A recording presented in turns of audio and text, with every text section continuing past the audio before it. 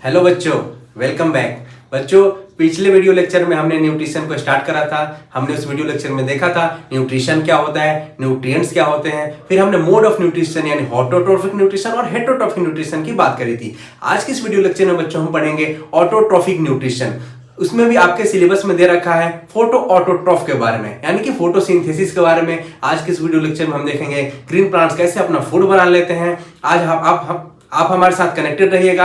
आज की इस वीडियो लेक्चर के बाद आप अपना एनसीईआरटी खोलिएगा, एक एक लाइन को पढ़िएगा, एक एक लाइन आपके लिए क्लियर होगा। आप खुद भी समझ पाइएगा और दूसरों को भी समझा पाइएगा। इसलिए बच्चों, आज का वीडियो लेक्चर बहुत ही इंटरेस्टिंग और मजेदार होने वाला है। आज का वीडियो लेक्चर स्टार्ट करें, हम फोटोसिंथेसिस के बारे में पढ़ें। सबसे पहले हमारा फोटोसिंथेसिस टर्म का मतलब समझना बहुत जरूरी है। बच्चों देखो, जो फोटोसिंथेसिस होता है वो मैंने दो टर्म से मिलकर बना होता है। पहला है फोटो यानी कि लाइट। जो दूसरा टर्म है वो है सिंथेसिस। सिंथेसिस का मतलब होता है फॉर्मेशन। क्योंकि हम लोग बात कर रहे हैं न्यूट्रिशन की, यानी कि प्लांट में फूड मटेरियल के बनने की बात कर रहे हैं, तो फॉर्मेशन किस चीज का होगा? फूड मटेरियल का। किसके प्रेजेंस में? लाइट के प्रेजेंस में। तो formation of food material in the presence of light is called as the photosynthesis. यानी कि प्लांट को फोटोसिंथेसिस करना है, अपना फूड मॉलिक्यूल बनाना है, फूड मॉलिक्यूल से एनर्जी लेना है ग्रोथ और डेवलपमेंट के लिए। उसके लिए लाइट का होना बहुत जरूरी है बच्चों। इस प्रोसेस को हम लोग क्या बोलते हैं? फोटोसिंथेसिस। लेकिन क्या ऐसा है कि प्लांट को अगर आप केवल लाइट दे दो तो प्लांट अपना फोटोसिंथेसिस कर लेगा? नहीं, ऐसा नहीं है। प्लांट को और भी बहुत सारे मटेरियल की जरूरत होती है। उस मटेरियल के बारे में हम लोग डिस्कस करेंगे। बच्चों मान लो मैंने ये यहाँ पे प्लांट बना रखा है। ये प्लांट का आपका ग्रीन लीफ हो गया, ठीक है। मैंने बोला ग्रीन लीफ। ग्रीन लीफ का मतलब यानी कि इसमें क्लोरोफिल है। क्लोरोफिल नामक का एक पिगमेंट है। क्लोरोफिल कहां मिलता है? क्लोरोप्लास्ट में। पिछले क्लास में आपने पढ़ चुका है, क्लोरोप्लास्ट प्लांट के सेल का एक सेल ऑर्गेनल है, इसमें क्लोरोफिल पाया जाता है। यानी कि प्लांट के ग्रीन लीफ में क्लोरोफिल है। यहाँ पे लाइट जरूरी है फोटोसिंथेसिस के लिए। तो लाइट कहां से आएगा? लाइट आएगा सन से। यानी प्लांट ने सन से सनलाइट लिया। प्लांट के ग्रीन लीफ में क्लोरोफिल है। अब प्लांट का ये रूट हुआ। प्लांट रूट के हेल्प से सॉइल से वाटर मॉलिक्यूल को लेता है। सॉइल से वाटर मॉलिक्यूल लिया, सन से सनलाइट लिया, क्लोरोफिल है, और एटमॉस्फेयर से कार्बन डाइऑक्साइड लेता है। प्लांट कार्बन डाइऑक्साइड ले लिया, वाटर ले लिया, सन से सनलाइट ले लिया और क्लोरोफिल है। तो प्लांट अब अपना फूड मॉलिक्यूल यानी कि ग्लूकोज बना देता है। प्लांट का जो फूड मॉलिक्यूल होता है वो ग्लूकोज होता है। साथ ही में प्लांट ऑक्सीजन को इवॉल्व करता है। यानी कि formation of food molecule that is glucose in the presence of sunlight and chlorophyll with the help of carbon dioxide and water molecule in green plants is called as the photosynthesis। इस photosynthesis को हम लोग बच्चों एक chemical equation के form में भी represent कर सकते हैं। आप देखो यहाँ पे मैंने लिखा था कार्बन डाइऑक्साइड प्लांट को चाहिए, फिर प्लांट सॉइल से वाटर मॉलिक्यूल ले लिया, फिर सन से सनलाइट ले लिया, और प्लांट के लीफ में ऑलरेडी क्लोरोफिल है। ठीक है बच्चों। अब कार्बन डाइऑक्साइड और वाटर मिलके प्लांट का फूड यानी कि ग्लूकोज मॉलिक्यूल C6H12O6 बनाते हैं, और साथ ही साथ ऑक्सीजन को इवॉल्व करते हैं जो कि एटमॉस्फेयर में चला जाता है। ये जो केमिकल इक्वेशन है ये बैलेंस नहीं है। आपको इस केमिकल इक्वेशन को बैलेंस करना पड़ेगा। जो आप केमिकल इक्वेशन चैप्टर जो आपका केमिस्ट्री में है उसमें आप सीखेंगे। अगर हम इस इक्वेशन को बैलेंस करेंगे तो ये होगा 6CO2 plus 12H2O in the presence of sunlight and chlorophyll it forms 1 molecule of glucose और 6 molecule of oxygen and 6 molecule of water molecule। ये आपका हो गया chemical equation for the photosynthesis. बच्चों आप यहाँ पे देखिए ऑक्सीजन का इवॉल्व हो रहा है, यानी कि फोटोसिंथेसिस बनाने के प्रोसेस में प्लांट ऑक्सीजन निकाल रहा है। फोटोसिंथेसिस के लिए प्लांट को कार्बन डाइऑक्साइड चाहिए। जो कार्बन डाइऑक्साइड प्लांट कहां से ले रहा है? एटमॉस्फेयर से। प्लांट एटमॉस्फेयर से कार्बन डाइऑक्साइड ले रहा है, फोटोसिंथेसिस कर रहा है और ऑक्सीजन को निकाल रहा है। यानी कि एयर में प्लांट ऑक्सीजन की क्वांटिटी को बढ़ा रहा है, CO2 की क्वांटिटी को कम कर रहा है। मैं बोल सकता हूं कि प्लांट फोटोसिंथेसिस के थ्रू एयर का प्यूरिफिकेशन कर रहे हैं। Yes, we can say so photosynthesis क्या करता है? Purification of air. How purification of air करता है? बच्चों एटमॉस्फेयर से कार्बन डाइऑक्साइड लेता है और ऑक्सीजन को निकालता है, इसलिए प्यूरिफिकेशन ऑफ एयर कर रहा है। अब आप यहाँ पे देखें कार्बन डाइऑक्साइड और वाटर मिलके ग्लूकोज बना रहे हैं, ग्लूकोज का सिंथेसिस हो रहा है। इस टाइप के रिएक्शन को हम लोग बोलते हैं एनाबोलिक रिएक्शन। तो फोटोसिंथेसिस हमारा क्या है? एनाबोलिक रिएक्शन है, या फिर इसको हम लोग एनाबोलिज्म भी बोलते हैं। एनाबोलिक रिएक्शन को हम लोग क्या बोलते हैं? एनाबोलिज्म। तो एनाबोलिज्म का मतलब किसी भी रिएक्शन में किसी मॉलिक्यूल का सिंथेसिस होना, फॉर्मेशन होना, वो होता है एनाबोलिज्म। एक दूसरा टर्म होता है कैटाबोलिज्म। कैटाबोलिज्म का मतलब होता है ब्रेक डाउन। किसी भी रिएक्शन में किसी मॉलिक्यूल का ब्रेक डाउन होना वो होता है कैटाबोलिज्म। जैसे कि फोटोसिंथेसिस में दो मॉलिक्यूल मिलकर एक मॉलिक्यूल बना रहे हैं, फॉर्मेशन हो रहा है, तो इट इज एनाबोलिज्म। जब हमारा ह्यूमन रेस्पिरेशन चैप्टर हम लोग पढ़ेंगे तो हम देखेंगे हमने कार्बोहाइड्रेट से जो ग्लूकोज बनाया था, जो कार्बोहाइड्रेट हमने खाया था उससे जो ग्लूकोज बना था, उस ग्लूकोज का हम लोग ब्रेक डाउन करते हैं ऑक्सीजन के प्रेजेंस में एनर्जी के लिए। तो ग्लूकोज का break down in human respiration that is catabolism. तो एनाबोलिज्म और कैटाबोलिज्म इन दोनों को मिलाकर बच्चों हम लोग बोलते हैं मेटाबोलिज्म। तो मेटाबोलिज्म का मतलब कैटाबोलिज्म प्लस एनाबोलिज्म। तो हमारा जो फोटोसिंथेसिस है वो क्या है, एक एनाबोलिक रिएक्शन है बच्चों। क्लियर बच्चों? अब देखो बच्चों, यहाँ पे कार्बन डाइऑक्साइड और वाटर मिलकर ग्लूकोज बना दिए। प्लांट इस ग्लूकोज को यूज करेगा अपने एनर्जी के लिए, ग्रोथ के लिए, डेवलपमेंट के लिए। लेकिन कभी कभी एक्सेस ग्लूकोज का फॉर्मेशन हो जाता है, तो प्लांट इस एक्सेस ग्लूकोज को स्टोर कर लेता है in the form of starch. हमारा जो ह्यूमन बॉडी है, हम भी कार्बोहाइड्रेट खाते हैं, उससे हम लोग क्या ग्लूकोज बनाते हैं, ग्लूकोज भी हमारा बॉडी में स्टोर हो जाता है in the form of glycogen. तो हमारे जो ह्यूमन बॉडी में जो ग्लूकोज का स्टोरेज हो रहा है वो हो रहा है in the form of glycogen, और जो फोटोसिंथेसिस में जो ग्लूकोज बना है वो प्लांट में किस फॉर्म में स्टोर हो रहा है, in the form of starch. जब भी इमरजेंसी कंडीशन आएगा, प्लांट को ग्लूकोज की जरूरत पड़ेगी, तो प्लांट इस स्टार्च को यूज कर लेगा। बच्चों, हमने देखा कि प्लांट कार्बन डाइऑक्साइड और वाटर को मिला के क्लोरोफिल और सनलाइट के प्रेजेंस में अपना फूड यानी कि ग्लूकोज मॉलिक्यूल बना रहा है। हमने एक टर्म यूज किया क्लोरोफिल। क्लोरोफिल कहाँ मिलता है, क्लोरोप्लास्ट में, यानी कि प्लांट के जो सरफेस, लीफ का सरफेस होता है वहां पे पाया जाता है। तो फोटोसिंथेसिस में इंपॉर्टेंट हो जाता है कि लीफ के स्ट्रक्चर को हम लोग समझे। इसके लिए मैंने आपके सामने एक लीफ लेकर आया हूं। मैं इस लीफ के थ्रू आपको समझाना चाहता हूं लीफ का स्ट्रक्चर। आप देखिएगा इस लीफ में सेंट्रली एक लंबा सा लाइन खींचा गया है मिडिल में। इस मिडिल लाइन को हम लोग बोलते हैं मिड रिब। मिड यानी कि मिडिल में, क्या आप देख पा रहे हैं मिडिल में है, इसे मिड रिब बोलते हैं। और इस मिड रिब से भी साइड बाय साइड बहुत सारी लाइंस जैसी स्ट्रक्चर निकली हुई है। इन लाइन को हम बोलते हैं वेन्स। ये वेन्स ऑफ लीफ है। मिड रिब हो गया, मिड रिब से वेन्स निकल गया, और ये जो आपको दिख रहा है ये पूरा पोर्शन, ये इसको हम लोग बोलते हैं लीफ ब्लेड या lamina of the leaf. Leaf blade या lamina of the leaf, midrib और वेन्स। मैंने इस डायग्राम को यहाँ पे बना रखा है, आप देखिए। सेंट्रली जो है मिड में वो आपका मिड रिब हो गया, फिर मिड रिब से बहुत सारी वेन्स निकली है, आपका वेन्स हो गया, ये आपका लैमिना और लीफ ब्लेड हो गया।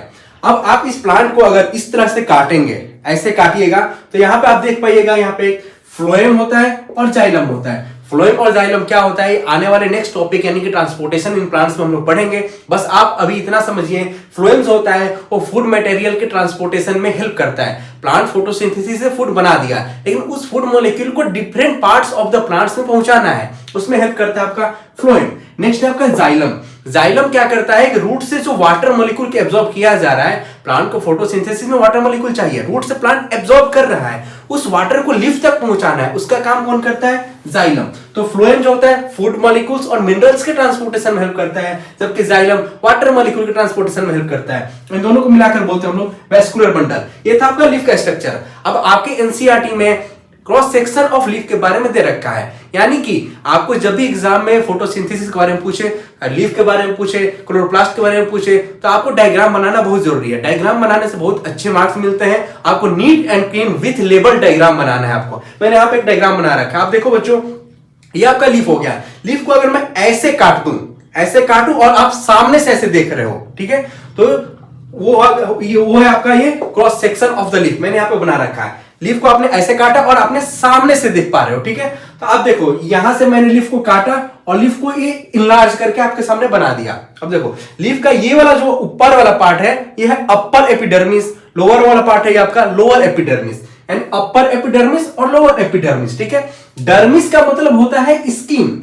कहीं भी अगर डर्मिस टर्म आ गया उसका मतलब है स्किन। हमारे ह्यूमन बॉडी में जो हमारा स्किन है तो इसको हम लोग डर्मिस यूज करते हैं, डर्मा। तो डर्मिस के ऊपर एपिडर्मिस, डर्मिस के नीचे हाइपोडर्मिस, यानी कि एपी का मतलब हो गया आपका above the dermis that is epidermis, below the dermis that is hypodermis। तो यह हुआ हो गया आपका अपर एपिडर्मिस, नीचे हो गया lower epidermis, upper epidermis lower epidermis, और इसके बीच का ये आपका स्ट्रक्चर है। आप देखिएगा यहाँ पे प्लांट में अपर एपिडर्मिस के ऊपर भी एक क्यूटिकल लेयर पाया जाता है, क्यूटिकल जो कि वैक्सी होता है, वैक्सी सब्सटेंस से बना होता है।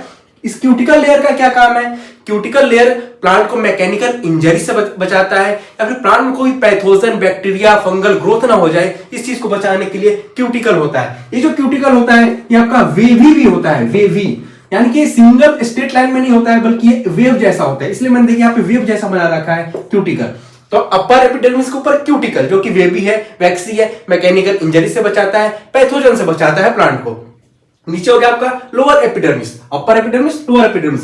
आप देखिएगा अपर एपिडर्मिस के जस्ट नीचे बहुत सारे सेल्स होते हैं, इन सेल्स में पाया जाता है क्लोरोप्लास्ट। क्लोरोप्लास्ट ग्रीन कलर के होंगे, क्यों? क्योंकि उसके अंदर क्लोरोफिल नामक का एक पिगमेंट है, तो आपका क्लोरोप्लास्ट हो गया। और इस क्लोरोप्लास्ट के बीच में आप देखिएगा बहुत सारा एयर स्पेसेस है। आप जानते हैं प्लांट को फोटोसिंथेसिस करने के लिए एटमॉस्फेयर से कार्बन डाइऑक्साइड लेना है, फोटोसिंथेसिस के थ्रू ऑक्सीजन को बाहर निकालना है, यानी कि एक्सचेंज ऑफ गैस को करना है। इसके लिए प्लांट के लीफ में कोई तो स्ट्रक्चर होना चाहिए, कोई तो स्पेस होना चाहिए, वो स्पेस है आपका एयर स्पेस। और इन पोर्स को, इन ओपनिंग को गार्ड करने वाला होता है आपका गार्ड सेल। गार्ड सेल क्या होता है अभी हम नेक्स्ट स्लाइड में देखेंगे। आप इतना समझिए कि प्लांट के लीफ में upper epidermis, lower epidermis. Upper epidermis के ऊपर क्यूटिकल जो कि मैकेनिकल इंजरी, पैथोजन से बचाता है, आपका वेवी होता है, वैक्सी होता है। उसके नीचे आपका क्लोरोप्लास्ट है, क्लोरोप्लास्ट में आपका क्लोरोफिल मिलेगा जो कि प्लांट में फोटोसिंथेसिस में हेल्प करेगा। फिर आपका एयर स्पेस है और गार्ड सेल है। ये डायग्राम आपको बहुत नीट एंड क्लीन एग्जाम में बनाना है ताकि, और साथ ही साथ लेवल भी करना है ताकि आप बहुत अच्छे मार्क्स आपको मिल पाए।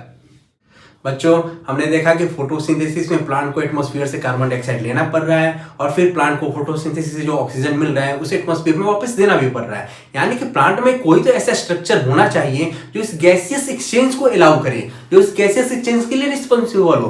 प्लांट में इस स्ट्रक्चर को हम लोग बोलते हैं स्टोमेटा, यानी कि स्टोमेटा ही प्लांट में वो ऐसा स्ट्रक्चर है जो गैसियस एक्सचेंज को अलाउ करता है। तो स्टोमेटा का डेफिनेशन हम लोग क्या लिख सकते हैं? स्टोमेटा आर माइक्रोस्कोपिक अपेरेचर्स, अपेरेचर्स यानी opening.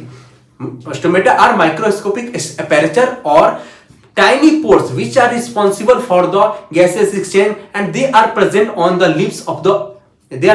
surface of the leaves। मैंने देखिए जो स्टोमेटा होता है वो होता है आपका बीन शेप का, किडनी शेप का होता है। जैसे कि ये आपका हो गया क्लोज्ड स्टोमेटा, यहाँ पे आपको कोई ओपनिंग नहीं दिखाई दे रही होगी। लेकिन जैसे जैसे क्या होता है कि प्लांट में वाटर प्रेशर बढ़ता है, ये स्टोमेटा स्वेल कर जाते हैं और स्वेल करके ऐसे ऐसे खुल जाते हैं। अब आपको यहाँ पे पोर दिखाई दे रहा है, इस पोर को हम लोग बोलते हैं स्टोमेटल पोर। इसी पोर के थ्रू प्लांट में गैसेस एक्सचेंज होता है, और इस जो पोर को ओपनिंग किए हुए हैं इसको हम लोग बोलते हैं गार्ड सेल। प्लांट में वाटर प्रेशर बढ़ा, प्लांट का ये जो गार्ड सेल है स्वेल कर गया, स्वेल करके स्टोमेटल पोर ओपन हो गया, गैसेस एक्सचेंज हो गया। जब प्लांट में वाटर प्रेशर कम हो जाएगा, प्लांट में वाटर कंटेंट कम हो जाएगा, ये जो गार्ड सेल जो स्वेल कर गया था ये धीरे धीरे श्रिंक कर जाता है, और श्रिंक करके ये जो आपका स्टोमेटल पोर है ये आपका क्लोज हो जाता है। यानी कि स्टोमेटल पोर ही वो स्ट्रक्चर है जो कि गैसेस एक्सचेंज के लिए रिस्पॉन्सिबल होता है। मैंने यहाँ पे स्टोमेटा का डायग्राम बना रखा है, आपको भी डायग्राम एग्जाम में बनाना है, विथ लेबल डायग्राम बनाना है, नीट एंड क्लीन बनाना है। आप देखिए ये आपका ओपन वाला है।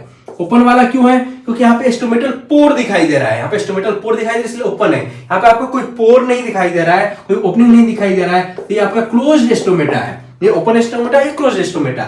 ये जो स्टोमेटल पोर है इसको गार्ड किए हुए, दोनों तरफ से घिरे हुए, इसको हम बोलते हैं गार्ड सेल। यहाँ भी गार्ड सेल है, यहाँ पे गार्ड सेल में गार्ड सेल है। गार्ड सेल itself indicate कि guard cell will guard the opening and closing of the stomata।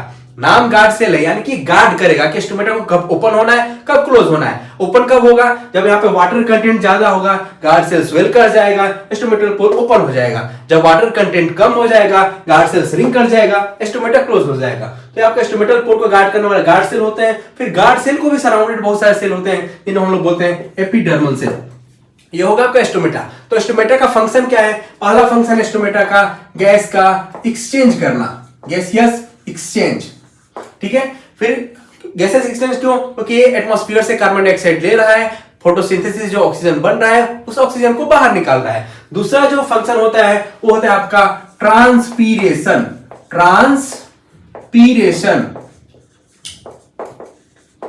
Transpiration क्या होता है? क्या होता है कि प्लांट में कभी कभी वाटर कंटेंट ज्यादा हो जाता है, इसलिए प्लांट को जरूरी होता है उस वाटर को अपने बॉडी से बाहर निकालना। इस प्रोसेस को प्लांट ट्रांसपीरेशन के थ्रू बाहर निकालता है। तो transpiration is the process by which plant lose its excess water. तो ये एक्सेस वाटर प्लांट में हो जाएगा, उसे प्लांट बाहर निकालेगा, उसे हम लोग बोलते हैं ट्रांसपीरेशन। तो जो स्टोमेटा का मेनली दो फंक्शन, पहला है gases exchange, intake of carbon dioxide and outgoing of oxygen, इसके लिए रिस्पांसिबल होता है स्टोमेटा। दूसरा आपका ट्रांसपीरेशन, यानी कि जो भी एक्सेस वाटर है प्लांट के अंदर, प्लांट उसे बाहर निकालेगा, उसे हम लोग बोलते हैं ट्रांसपीरेशन। अब याद करिए बच्चों, हमने बताया था 6CO2 प्लस 12H2O, ये आपका लाइट हो गया और क्लोरोफिल हो गया। लाइट और क्लोरोफिल के प्रेजेंस में आपका ग्लूकोज मॉलिक्यूल बनाता है C6H12O6 plus 6O2 plus 6H2O।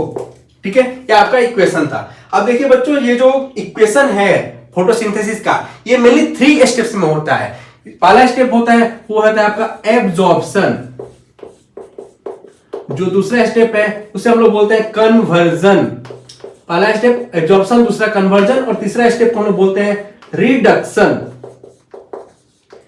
इन तीनों स्टेप को हम लोग बारी बारी से समझेंगे, आप हमारे साथ कनेक्टेड रहिएगा। बच्चों, हमने देखा कि जो फोटोसिंथेसिस हो रहा है ओनली 3 स्टेप में हो रहा है। पहला था आपका एब्जॉर्प्शन, दूसरा था कन्वर्जन और तीसरा था रिडक्शन। अब इन तीनों स्टेप को हम लोग बारी बारी से समझते हैं। प्लांट को मैंने क्या बोला कि प्लांट को चाहिए सनलाइट, यानी कि प्लांट का जो क्लोरोफिल होता है लीफ में, वो सनलाइट को एब्जॉर्ब करता है। इस प्रोसेस को हम क्या बोलते हैं, एब्जॉर्प्शन, यानी कि सनलाइट को एब्जॉर्ब करना। प्लांट में जो ग्रीन लीफ में जो क्लोरोफिल होता है उसके हेल्प से उसको हम लोग बोलेंगे एब्जॉर्प्शन। अब प्लांट ने सनलाइट को एब्जॉर्ब कर लिया, यानी कि प्लांट को सोलर एनर्जी मिल गया। अब प्लांट उस सोलर एनर्जी को केमिकल एनर्जी में कन्वर्ट करता है, यानी एडीपी को एटीपी और एनएडीपी में कन्वर्ट करता है। वो आपको सिलेबस की बातें नहीं है, नेक्स्ट क्लास में आप समझिएगा। बस आप इतना समझिए कि जो प्लांट ने सोलर एनर्जी लिया पहला एब्जॉर्प्शन वाले प्रोसेस में, उस सोलर एनर्जी को प्लांट ने केमिकल एनर्जी में कन्वर्ट करता है, और इस केमिकल एनर्जी ही जो होता है वो फोटोलाइसिस ऑफ वाटर में हेल्प करता है। फोटोलाइसिस ऑफ वाटर, मैंने एक नया टर्म इंट्रोड्यूस किया आपके सामने। फोटोलाइसिस का मतलब होता है फोटो यानी कि लाइट, लाइसिस यानी कि ब्रेकडाउन, यानी breakdown of water molecule with the help of light is called as the photolysis of water. मैंने बताया यहाँ पे प्लांट सॉइल से वाटर ले रहा था, इस वाटर का क्या होता है कि ब्रेकडाउन होता है। तो जब वाटर टूटेगा तो वाटर बना होता है मेनली हाइड्रोजन और ऑक्सीजन से। तो यहाँ पे वाटर टूटा, फोटोलाइसिस हुआ, यानी कि लाइट जो आया था सोलर एनर्जी उसका केमिकल एनर्जी में कन्वर्ट किया गया और फिर उससे फोटोलाइसिस हो गया। फोटोलाइसिस हुआ तो ऑक्सीजन में निकल रहा है और हाइड्रोजन में निकल रहा है। यही तो ऑक्सीजन जो होता है ना वो निकल जाता है एटमॉस्फेयर में। ये जो आप ऑक्सीजन देख रहे हैं यही ऑक्सीजन है जो फोटोलाइसिस ऑफ वाटर से आता है, और ये ऑक्सीजन में एटमॉस्फेयर में निकल जाता है और प्यूरिफिकेशन ऑफ एयर कर देता है। अब यहाँ पे क्या बचा आपका, हाइड्रोजन बचा। नेक्स्ट स्टेप में, इस स्टेप को हम लोग बोलते हैं बच्चों कन्वर्जन वाला स्टेप, यानी कि हम लोग कन्वर्जन में क्या कर रहे हैं, सोलर एनर्जी को केमिकल एनर्जी में कन्वर्ट कर रहे हैं और साथ ही साथ फोटोलाइसिस ऑफ वाटर भी हो रहा है। ये था आपका सेकंड स्टेप, यानी कि कन्वर्जन वाला स्टेप। नेक्स्ट स्टेप में ये जो हाइड्रोजन निकल गया है, यही हाइड्रोजन जाता है और CO2 के साथ कंबाइन हो जाता है। अब हाइड्रोजन जाके ऐड हो रहा है CO2 में, तो किसी भी मॉलिक्यूल में हाइड्रोजन का ऐड होना that is called as the reduction. यहाँ पे कार्बन डाइऑक्साइड का रिडक्शन हो रहा है, इसलिए तो आपका जो थर्ड स्टेप है वो आपका रिडक्शन। एक हाइड्रोजन जाएगा CO2 के साथ ऐड होगा, इसको रिड्यूस करेगा और रिड्यूस करके फाइनली हमारा ग्लूकोज मॉलिक्यूल बन जाएगा। ये थे आपके 3 स्टेप। मैं फिर से बता रहा हूं आपको, एब्जॉर्प्शन वाले स्टेप में प्लांट के ग्रीन लीफ में क्लोरोफिल है, वो सनलाइट को एब्जॉर्ब कर लिए, हो गया आपका एब्जॉर्प्शन।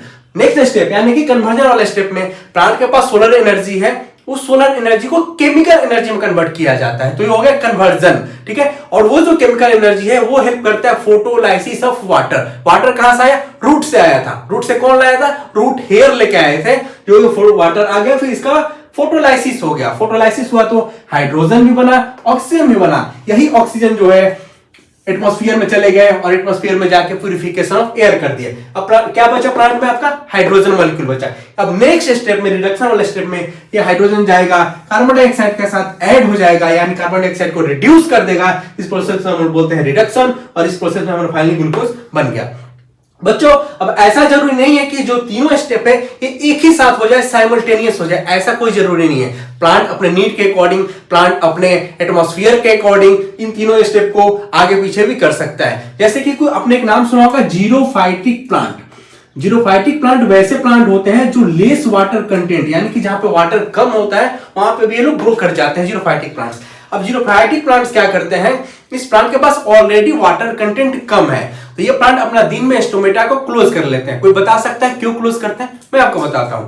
प्लांट में ऑलरेडी वाटर कंटेंट कम है, अगर प्लांट अपना स्टोमेटल पोर को ओपन रखेंगे तो there is chances of increased transpiration. Transpiration ज्यादा हो जाएगा तो प्लांट में ऑलरेडी वाटर कम है, उसमें भी वाटर ज्यादा लॉस हो जाएगा। इस चीज से बचने के लिए प्लांट अपना दिन में स्टोमेटा को क्लोज कर लेते हैं और रात को ही प्लांट अपना स्टोमेटा को ओपन करते हैं, एटमॉस्फेयर से कार्बन डाइऑक्साइड लेंगे, उसे स्टोर करके रख लेंगे और फिर जब दिन होगा स्टोमेटल पोर को क्लोज कर लेंगे और क्लोज करके अपना फोटोसिंथेसिस का प्रोसेस कर लेंगे। अब देखो बच्चों, प्लांट को कार्बन डाइऑक्साइड चाहिए, वाटर मॉलिक्यूल चाहिए। कार्बन डाइऑक्साइड एटमॉस्फेयर से आ जा रहा है, वाटर मॉलिक्यूल है वो प्लांट रूट से ले रहा है, ठीक है। इसके अलावा भी प्लांट को कुछ अदर मटेरियल्स की जरूरत पड़ती है, जैसे कि नाइट्रोजन, फास्फोरस, आयरन, मैग्नीशियम, ठीक है। प्लांट इन चीज को भी प्लांट अपने रूट से लेता है। इसमें जो नाइट्रोजन है ये मेनली प्रोटीन के लिए रिस्पॉन्सिबल होता है। प्लांट में प्रोटीन फॉर्मेशन के मेनली नाइट्रोजन रिस्पॉन्सिबल होता है, कुछ अदर कंपाउंड्स के भी सिंथेसिस के लिए नाइट्रोजन रिस्पॉन्सिबल होते हैं प्लांट में। प्लांट जो ये नाइट्रोजन है सॉइल से लेता है in the form of nitrites और नाइट्रेट्स। तो ये था आपका फोटोसिंथेसिस। आपके सिलेबस में फोटोसिंथेसिस इतना ही दे रखा है, लेकिन मैं चाहता हूं कि आपको फोटोसिंथेसिस के बारे में कुछ एक्स्ट्रा चीजें बताऊं जो आने वाली क्लास में आपके लिए बहुत यूजफुल होगी और आप इस फोटोसिंथेसिस के प्रोसेस को बहुत अच्छे तरह से समझ पाइएगा। आप हमारे साथ कनेक्टेड रहें। बच्चों, हमने देखा कि प्लांट में जो फोटोसिंथेसिस हो रहा है उसमें क्लोरोफिल बहुत ही इंपॉर्टेंट रोल प्ले कर रहा है, क्योंकि क्लोरोफिल ही एक पिगमेंट है जो एब्जॉर्प्शन ऑफ लाइट में हेल्प कर रहा है। इसलिए हमको जानना जरूरी है कि जो साइट ऑफ फोटोसिंथेसिस है, फोटोसिंथेसिस होता कहाँ है, इस चीज को समझना बहुत जरूरी है। हमने पिछले क्लास में देखा है कि जो फोटोसिंथेसिस होता है वो क्लोरोप्लास्ट में होता है। क्लोरोप्लास्ट क्या है? प्लांट के सेल का एक सेल ऑर्गेनल है। अब हम लोग क्लोरोप्लास्ट के स्ट्रक्चर को समझने की कोशिश करेंगे। बच्चों, मैंने लिख रखा है साइट ऑफ फोटोसिंथेसिस। तो फोटोसिंथेसिस कहां होगा? वो होता है क्लोरोप्लास्ट में। ये आपका क्लोरोप्लास्ट का स्ट्रक्चर है। देखो बच्चों, क्लोरोप्लास्ट जो होता है वो ड्यूअल मेम्ब्रेनस स्ट्रक्चर है। ड्यूअल मेम्ब्रेन मतलब दो मेम्ब्रेन होगी इसमें। आउटर मेम्ब्रेन को हम लोग बोलते हैं, बाहर वाले मेम्ब्रेन को आउटर मेम्ब्रेन। आउटर मेम्ब्रेन के अंदर जो मेम्ब्रेन होता है उसे हम लोग बोलते हैं इनर मेम्ब्रेन। बाहर आउटर मेम्ब्रेन, उसके अंदर इनर मेम्ब्रेन। अब आप देखिएगा इन दोनों मेम्ब्रेन के बीच में स्पेस है, आपको दिख रही है स्पेस यहाँ पे। ये स्पेस यूनिफॉर्म स्पेस है। इस स्पेस को हम लोग बोलते हैं इंटर मेम्ब्रेन स्पेस। इंटर यानी कि बीच में, मेम्ब्रेन, मेम्ब्रेन के बीच वाले स्पेस को हम लोग बोलते हैं inter membrane space. Outer membrane, inner membrane, दोनों के बीच के स्पेस को inter membrane space. Outer membrane, inner membrane, दोनों के बीच वाले स्पेस को इंटर मेम्ब्रेन स्पेस। अब बच्चों आप देखिएगा यहाँ पे इस स्ट्रक्चर में इनर मेम्ब्रेन के भी अंदर में एक बहुत ही एक्वस फ्रूट जैसी मैट्रिक्स होती है इस क्लोरोप्लास्ट की, हम लोग बोलते हैं स्ट्रोमा। यानी कि इसका जो मैट्रिक्स है, इस क्लोरोप्लास्ट के मैट्रिक्स को हम लोग क्या बोलते हैं? स्ट्रोमा। जो कि इसमें एंजाइम्स मिलते हैं जो कि डार्क रिएक्शन में हेल्प करते हैं। क्या होता है, आप हमारे साथ कनेक्टेड रहिए, वो भी मैं आपको बताऊंगा। आप इतना समझिए, जो एक्वस मीडियम है, जो क्लोरोप्लास्ट का मैट्रिक्स है, उसे हम लोग स्ट्रोमा बोलते हैं। उसमें हम लोग एंजाइम देखने को मिलता है। अब देखिएगा इस मैट्रिक्स में बहुत सारे क्वाइंस लाइक स्ट्रक्चर होते हैं। एक क्वाइंस रखिए, उसके ऊपर एक और क्वाइन, क्वाइन यानी सिक्का, सिक्का रखिए, उसके ऊपर एक और क्वाइन, एक और क्वाइन, एक और क्वाइन। ऐसे कीजिएगा आपको ऐसा स्ट्रक्चर देखने को मिलेगा। ऐसे बहुत सारे क्वाइंस के ऊपर क्वाइंस के ऊपर क्वाइंस के ऊपर स्ट्रक्चर मिलते हैं हमारे इस स्ट्रोमा में। इस सिंगल क्वाइन को हम लोग बोलते हैं थाइलेक्वाइड। इस स्ट्रक्चर के एक सिंगल क्वाइन को हम लोग थाइलेक्वाइड बोला, और इस ग्रुप ऑफ थाइलेक्वाइड को हम लोग बोलते हैं ग्रेना। सिंगल क्वाइन को थाइलेक्वाइड, ग्रुप ऑफ थाइलेक्वाइड को ग्रेना। ठीक है बच्चों, अब आप देखिएगा बहुत सारे थाइलेक्वाइड होते हैं। इस थाइलेक्वाइड को सपोर्ट कर देना बहुत जरूरी है ताकि ये फिक्स रहे, एक दूसरे के साथ कनेक्टेड रहे। इस सपोर्टिंग स्ट्रक्चर को जो इन दोनों को कनेक्ट करता है, इसको हम लोग बोलते हैं लैमिली। लैमिली मैंने बताया जो क्लोरोप्लास्ट और ड्यूअल मेम्ब्रेन स्ट्रक्चर है, आउटर मेम्ब्रेन, इनर मेम्ब्रेन, फिर इसका स्ट्रोमा है, स्ट्रोमा में थाइलेक्वाइड मिलता है। बच्चों देखिए जो फोटोसिंथेसिस होता है, यानी कि 6CO2 प्लस 12H2O, ठीक है बच्चों, ये क्या हो रहा था? आपका लाइट और क्लोरोफिल के प्रेजेंस में ग्लूकोज मॉलिक्यूल बना रहा था, यानी C6H12O6 plus 6H2O plus 6O2। अब देखिए बच्चों, मैंने जो फोटोसिंथेसिस होता है उसमें मेनली दो टाइप का रिएक्शन होता है। एक होता है डार्क रिएक्शन, एक होता है लाइट रिएक्शन, और उसको मैं एक्सप्लेन करने जा रहा हूं। आप हमारे साथ कनेक्टेड रहिएगा। बच्चों मैंने एब्जॉर्प्शन वाले स्टेप में बोला था कि क्लोरोफिल क्या करता है? सनलाइट को एब्जॉर्ब करता है, ठीक है। उसके बाद उससे नेक्स्ट स्टेप यानी कन्वर्जन वाले स्टेप में उससे फोटोलाइसिस ऑफ वाटर होता है, या सोलर एनर्जी को केमिकल एनर्जी में कन्वर्ट किया जाता है, फिर उससे फोटोलाइसिस ऑफ वाटर होता है। इस प्रोसेस को हम लोग बोलते हैं लाइट रिएक्शन।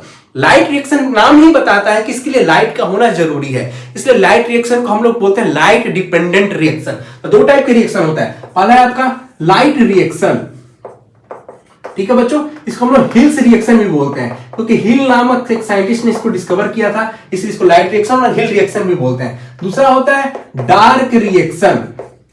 डार्क रिएक्शन का मतलब क्या है कि इसके लिए लाइट का होना जरूरी नहीं है, ये बिना सनलाइट के भी हो जाएगा, यानी कि मेनली नाइट में होता होगा, जबकि लाइट रिएक्शन के लिए लाइट जरूरी चाहिए। तो ये लाइट रिएक्शन जो होता है लाइट डिपेंडेंट होता है, डार्क रिएक्शन वो लाइट इंडिपेंडेंट होता है। डार्क रिएक्शन को हम लोग ब्लैकमैन्स रिएक्शन भी बोलते हैं। तो मेनली दो टाइप के हम लोग रिएक्शन देखें, पहला है आपका लाइट रिएक्शन, दूसरा है आपका डार्क रिएक्शन। अब लाइट रिएक्शन में लाइट चाहिए, यानी कि प्लांट एब्जॉर्प्शन वाले स्टेप में क्लोरोफिल की हेल्प से सनलाइट को एब्जॉर्ब करा, उसे केमिकल एनर्जी में कन्वर्ट किया, फोटोलाइसिस ऑफ वाटर हुआ। ये जो फोटोलाइसिस ऑफ वाटर हुआ था, ये जो वाटर मॉलिक्यूल है, इसी का फोटोलाइसिस से याद करिए बच्चों, हमने देखा था कि हाइड्रोजन और ऑक्सीजन निकल रहे थे, ये ऑक्सीजन था एटमॉस्फेयर में चला जा रहा था। तो ये वाला जो स्टेप है इसी होता है आपका डार्क रिएक्शन। ये जो स्टेप है ये आपका डार्क रिएक्शन में होता है, सॉरी ये आपका जो रिएक्शन होता है ये आपका लाइट रिएक्शन में होता है, क्योंकि लाइट आएगा तभी तो फोटोलाइसिस ऑफ वाटर होगा ना। तो फोटोलाइसिस ऑफ वाटर से ऑक्सीजन निकल गया जो एटमॉस्फेयर में चला गया, बचा क्या आपका हाइड्रोजन। वो हाइड्रोजन क्या होता है कि CO2 के साथ जाके कंबाइन होता है, इसको रिड्यूस करता है और ग्लूकोज बना देता है, यानी कि CO2 के साथ ग्लूकोज बन गया, इसे हम लोग बोलते हैं डार्क रिएक्शन। तो लाइट रिएक्शन में मेनली क्या होता है, फोटोलाइसिस ऑफ वाटर होता है, उससे जो हाइड्रोजन मिलता है उसे नेक्स्ट स्टेप यानी कि डार्क रिएक्शन में कार्बन डाइऑक्साइड को रिड्यूस करने में यूज किया जाता है, फाइनली ग्लूकोज बन जाता है। ये जो लाइट रिएक्शन होता है वो मेनली क्या होता है, थाइलेक्वाइड में होता है। थाइलेक्वाइड में क्या होगा आपका लाइट रिएक्शन, क्योंकि जो क्लोरोफिल होता है वो मेनली कहां प्रेजेंट होता है, आपका थाइलेक्वाइड में होता है, और वही क्लोरोफिल सोलर लाइट को एब्जॉर्ब कर रहा है। तो ये लाइट रिएक्शन मेनली कहां होता है, आपका थाइलेक्वाइड या फिर ग्रेना में होता है। फिर यहां से क्या हुआ कि आपका हाइड्रोजन और ऑक्सीजन मिल गया, बन गया। ये हाइड्रोजन क्या होता है फिर स्ट्रोमा में चला जाता है, और स्ट्रोमा में मैंने क्या बोला था आपको, एंजाइम्स होते हैं। ये एंजाइम क्या करते हैं कि कार्बन डाइऑक्साइड को रिड्यूस कराने में हेल्प करते हैं, और फाइनली हमारा ग्लूकोज बन जाता है। इस तरह से फोटोसिंथेसिस में एक होता है लाइट रिएक्शन, एक होता है डार्क रिएक्शन। लाइट रिएक्शन में मेनली एब्जॉर्प्शन ऑफ सनलाइट होता है, फिर उसे केमिकल एनर्जी में कन्वर्ट किया जाता है, फोटोलाइसिस ऑफ वाटर होता है। इसके लिए लाइट का होना बहुत जरूरी है, बिना लाइट के लाइट रिएक्शन नहीं होगा, फोटोसिंथेसिस नहीं होगा। फिर लाइट रिएक्शन में से जो हाइड्रोजन और ऑक्सीजन बन रहा है उसमें से जो हाइड्रोजन है उसको कार्बन डाइऑक्साइड को रिड्यूस करने में यूज किया जाता है, फाइनली हमारा ग्लूकोज बन जाता है। ये होता है डार्क रिएक्शन, जो मेनली कहां होता है, स्ट्रोमा में होता है। बच्चों अब हम देखेंगे वो कौन कौन से ऐसे फैक्टर्स हैं जो फोटोसिंथेसिस के रेट को अफेक्ट कर सकते हैं। इसके लिए आपको ये इक्वेशन को देखना पड़ेगा। यहाँ पे कार्बन डाइऑक्साइड और हाइड्रोजन सनलाइट और क्लोरोफिल के प्रेजेंस में फूड ग्लूकोज बना रहे हैं, ठीक है। तो पहला तो फैक्टर हो गया आपका कार्बन डाइऑक्साइड, दूसरा जरूरी चीज है हाइड्रोजन वाटर मॉलिक्यूल और सनलाइट और क्लोरोफिल। यहाँ पे मैंने लिख रखा है फैक्टर्स अफेक्टिंग फोटोसिंथेसिस। पहला है सनलाइट। हम लोग देखेंगे कि सनलाइट कैसे फोटोसिंथेसिस के रेट को अफेक्ट कर सकता है। बच्चों हम जानते हैं कि सनलाइट प्लांट को फोटोसिंथेसिस के लिए बहुत जरूरी है। क्यों? क्योंकि अगर सपोज कीजिए कि प्लांट को सनलाइट नहीं मिल पा रहा है, प्लांट का फोटोसिंथेसिस होगा ही नहीं। क्यों? क्योंकि प्लांट में अगर सनलाइट नहीं मिल रहा है तो जो एब्जॉर्प्शन वाली स्टेप थी, यानी कि जो क्लोरोफिल सनलाइट को एब्जॉर्ब कर रहा था, वो स्टेप नहीं होगा, एब्जॉर्प्शन नहीं होगा, फिर उस सोलर एनर्जी को केमिकल एनर्जी में कन्वर्ट नहीं हो पाएगा, फिर उस केमिकल एनर्जी से फोटोलाइसिस ऑफ वाटर नहीं हो पाएगा, तो फिर फोटोसिंथेसिस नहीं हो पाएगा। इसलिए सनलाइट का होना बहुत ही ज्यादा जरूरी है आपको फोटोसिंथेसिस के लिए, ठीक है बच्चों। अब देखिए, मान लीजिए आप सनलाइट के इंटेंसिटी को बढ़ रहा है तो फिर सनलाइट की इंटेंसिटी के बढ़ने के साथ साथ फोटोसिंथेसिस भी बढ़ेगा।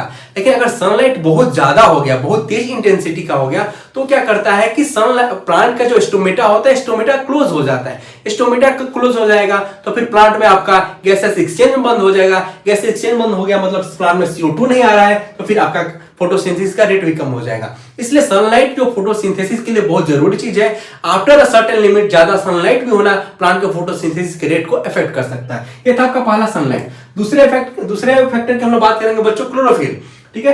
कार्बन डाइऑक्साइड और वाटर मॉलिक्यूल क्लोरोफिल के प्रेजेंस में ही तो ग्लूकोज बना रहे हैं ना। सपोज करो क्लोरोफिल नहीं है तो सनलाइट को एब्जॉर्ब कौन करेगा? कोई नहीं करेगा। क्लोरोफिल बोल दिया मैं तो नहीं कर रहा भाई, तो जो करना है कर ले।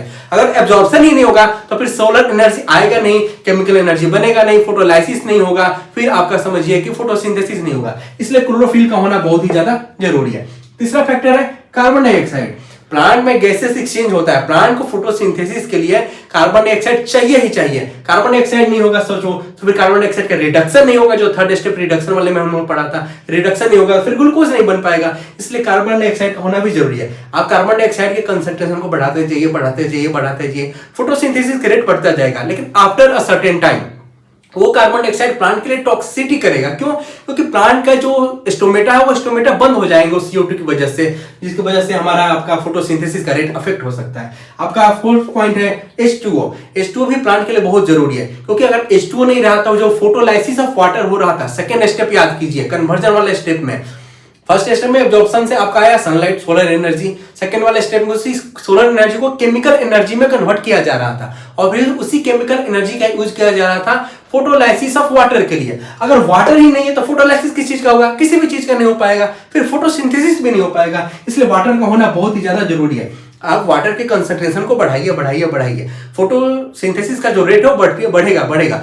लेकिन after a certain time, after a certain period of time क्या होगा कि जो H2O है वो ज्यादा बढ़ जाएगा प्लांट में, तो प्लांट में ट्रांसपीरेशन बढ़ जाएगा। याद कीजिए ट्रांसपीरेशन क्या होता है? ट्रांसपीरेशन एक ऐसा प्रोसेस होता है जिससे प्लांट अपने अंदर के एक्सेस वाटर को लॉस कर रहा था, अपने स्टोमेटल पोर के थ्रू बाहर फेंक रहा था।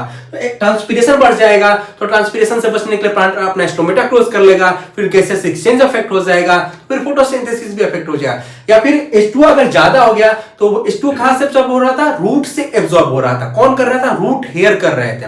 अगर H2O ज्यादा हो गया तो there is chances of growth of micro organism inside the root hair. तो रूट हेयर में क्या होगा? फंगल ग्रोथ हो जाएगा, माइक्रो ऑर्गेनिज्म ग्रो कर जाएंगे, जिससे रूट हेयर डैमेज हो जाएगा, फिर वाटर एब्जॉर्प्शन वाली प्रोसेस स्लो हो जाएगी, फोटोसिंथेसिस का रेट कम हो सकता है। इसलिए H2O एक इंपॉर्टेंट फैक्टर है जो कि आपका फोटोसिंथेसिस को अफेक्ट करता है। तो बच्चों ये आपके फोटोसिंथेसिस के बारे में सब कुछ था। आई होप आपको ये वीडियो बहुत अच्छे तरह से समझ में आई होगी। आप इसको जाके अच्छे तरीके से दोबारा देखिएगा, एनसीईआरटी खोलिएगा। एक लाइन को बहुत अच्छे तरीके से बताने की कोशिश किया गया है। आपको अगर कोई भी डाउट हो तो आप डाउट सेक्शन में डाउट को डालिए, आपके डाउट को क्लियर करने की पूरी कोशिश की जाएगी। अगर आपको ये वीडियो पसंद आए, अच्छी आए, तो वीडियो को लाइक करें, शेयर करें, कमेंट करें और चैनल को सब्सक्राइब करें। जल्द ही मिलते हैं नेक्स्ट वीडियो के साथ। तब तक आप हमारे साथ कनेक्टेड रहिएगा, हंसते रहिएगा, मुस्कुराते रहिएगा और आसपास सफाई बना के रखिएगा। Thank you.